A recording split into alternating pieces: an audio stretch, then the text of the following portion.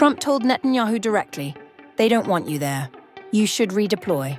Syria, Lebanon, both. America's closest ally in the Middle East and its most powerful partner are no longer reading from the same map. Netanyahu's office did not deny the call, but said Israel needs its security zones. Israel has not moved.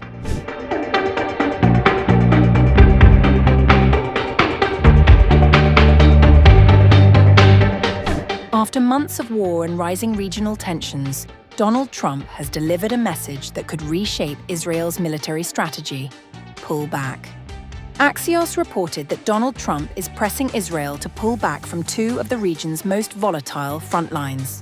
According to the reports, Trump has personally urged Israeli Prime Minister Benjamin Netanyahu to begin withdrawing Israeli forces from both Syria and Lebanon, adding fresh pressure on one of Israel's most consequential security policies.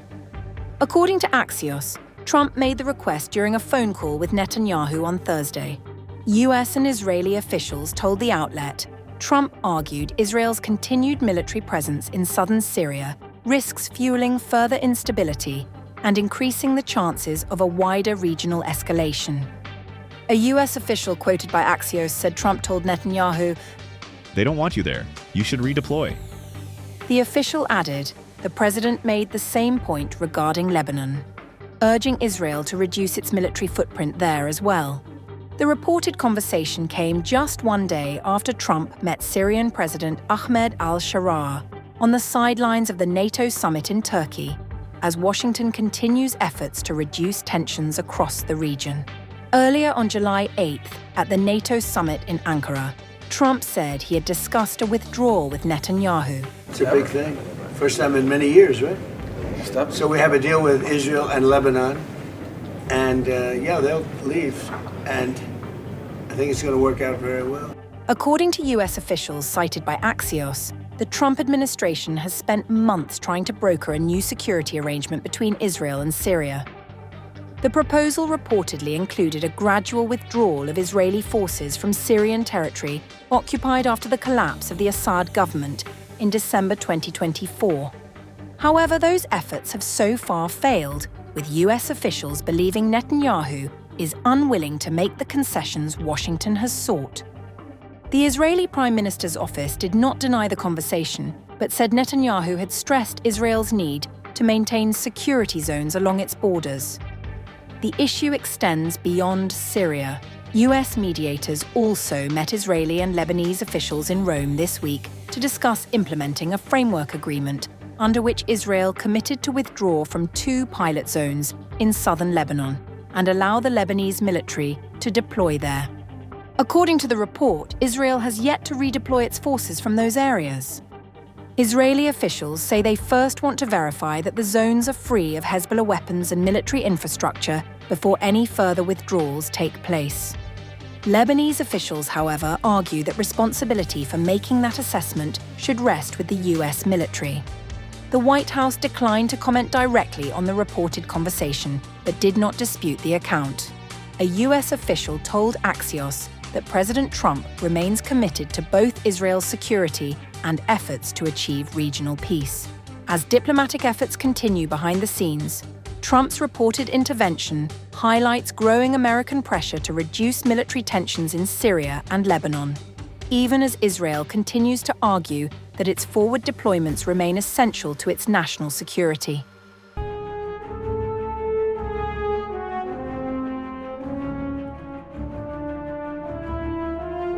Trump is running out of patience with Israel in Lebanon. His proposed solution to hand the fight against Hezbollah to Syria lasted about one news cycle before Damascus rejected it.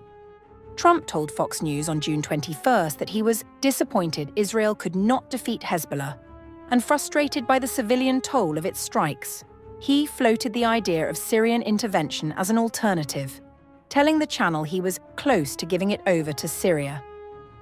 Syrian President Ahmed al-Sharaa moved quickly to shut the idea down, telling Arab outlet Al-Mashhad that Syria's role in Lebanon would be economic and diplomatic, not military.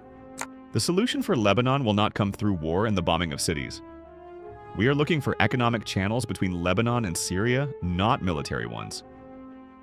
Our vision is based on restoring support for the Lebanese state and strengthening its institutions.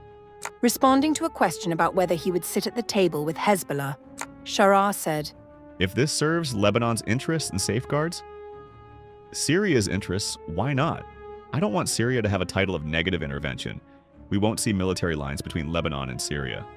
As we used to see for certain people, it's not necessary. We try to look for economic lines between Lebanon and Syria in one way or another. Where are the economic lines between Lebanon and Syria? Trump's frustration with Israel's Lebanon operation has been building for weeks.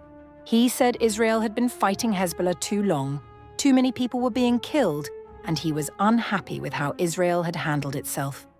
Israel can't do anything without knocking buildings down. I'm close to giving it over to Syria.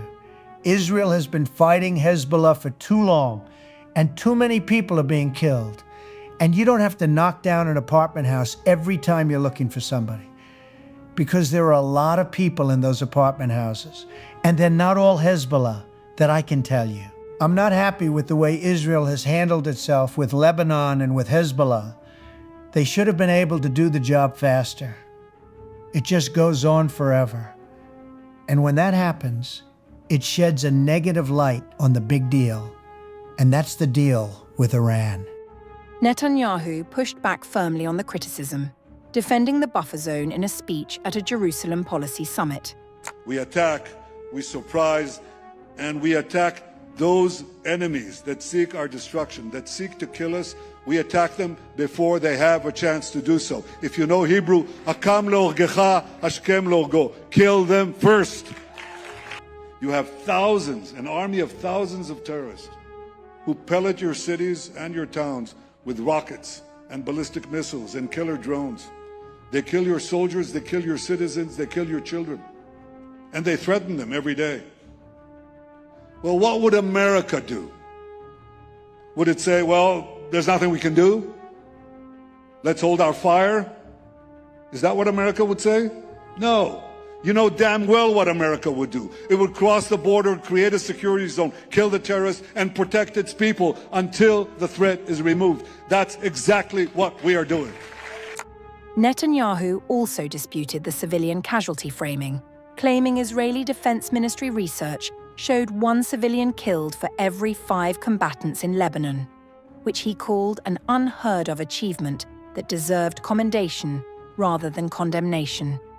Behind the scenes, the IDF is reportedly pressing Israel's political leadership to intensify negotiations with the Lebanese government before American pressure forces worse terms. The goal is to isolate Hezbollah and reach a deal with Beirut on Israel's own conditions, rather than see those conditions dictated by Tehran through the US-Iran track. A ceasefire has been held in Lebanon since June 20th. The Iran talks continue in Switzerland, and the alliance between Washington and Jerusalem is holding together less smoothly than either government publicly admits.